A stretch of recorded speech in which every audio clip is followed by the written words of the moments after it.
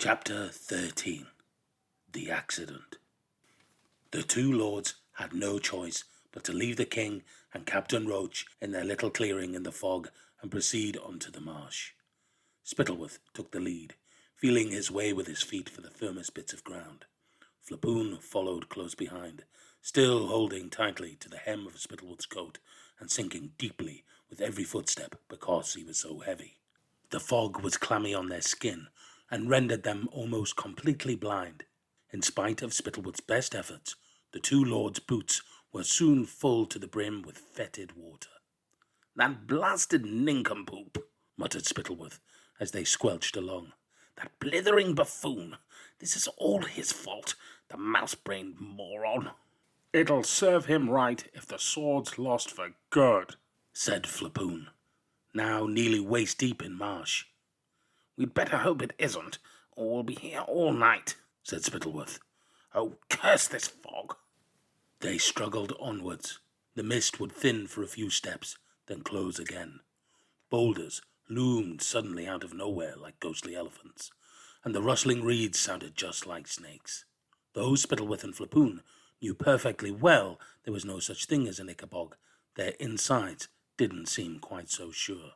"Let go of me," Spittleworth growled at Flapoon, whose constant tugging was making him think of monstrous claws or jaws fastened on the back of his coat.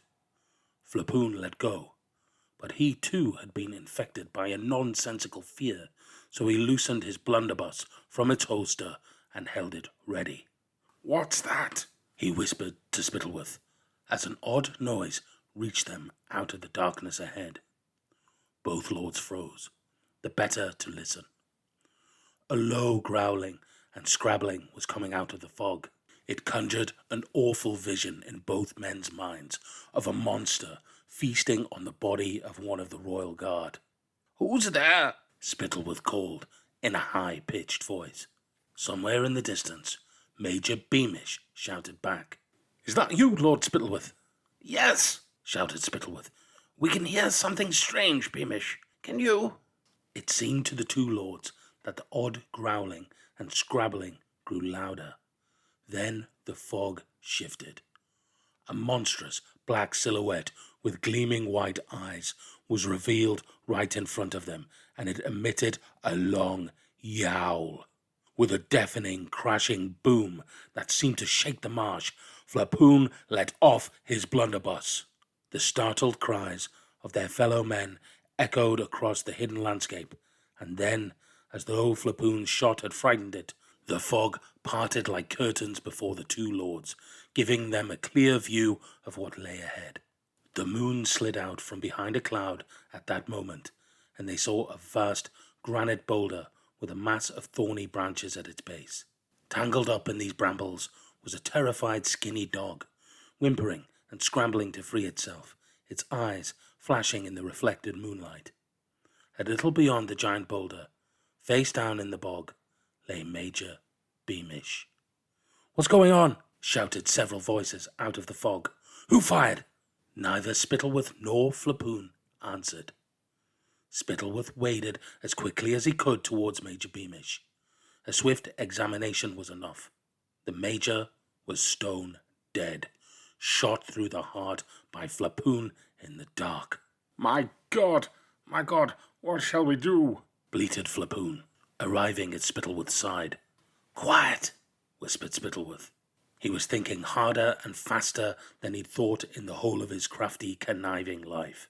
His eyes moved slowly from Flapoon and the gun, to the shepherd's trapped dog, to the king's boots and jewelled sword, which he now noticed half buried in the bog just a few feet away from the giant boulder. Spittleworth waded through the marsh to pick up the king's sword and used it to slash apart the brambles imprisoning the dog. Then, giving the poor animal a hearty kick, he sent it yelping away into the fog. "Listen carefully," murmured Spittleworth, returning to Flapoon. But before he could explain his plan, another large figure emerged from the fog. Captain Roach. "The king sent me," panted the captain. "He's terrified. What happened?" Then Roach saw Major Beamish lying dead on the ground. Spittleworth realized immediately that Roach must be let in on the plan, and that, in fact, he'd be very useful. Say nothing, Roach, said Spittleworth, while I tell you what has happened. The Ickabog has killed our brave Major Beamish. In view of this tragic death, we shall need a new major, and of course that will be you, Roach, for your second in command. I shall recommend a large pay rise for you, because you are so valiant. Listen closely, Roach. So very valiant in chasing after the dreadful Ickabog as it ran away into the fog. You see, the Ickabog was devouring the poor Major's body when Lord Flapoon and I came upon it.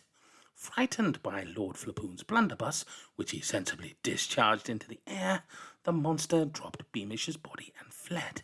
You bravely gave chase, trying to recover the king's sword, which was half buried in the monster's thick hide. But you weren't able to recover it, Roach. So sad for the poor king. I believe the priceless sword was his grandfather's, but I suppose it's now lost forever in the Ickabog's lair. So saying, Spittleworth pressed the sword into Roach's large hands. The newly promoted major looked down at its jewelled hilt, and a cruel and crafty smile to match Spittleworth's own spread over his face. Yes, it's a great pity I wasn't able to recover the sword, my lord, he said, sliding it out of sight beneath his tunic. Now, let's wrap up poor Major's body, because it will be dreadful for the other men to see the marks of the monster's fangs upon him. How sensitive of you, Major Roach, said Lord Spittleworth, and the two men swiftly took off their cloaks and wrapped up the body, while Flapoon watched, heartily relieved that nobody need know he'd accidentally killed Beamish. Could you remind me what the Ickabog looked like, Lord Spittleworth? Asked Roach, when Major Beamish's body was well hidden.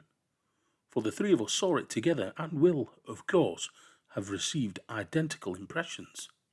Very well, said Lord Spittleworth.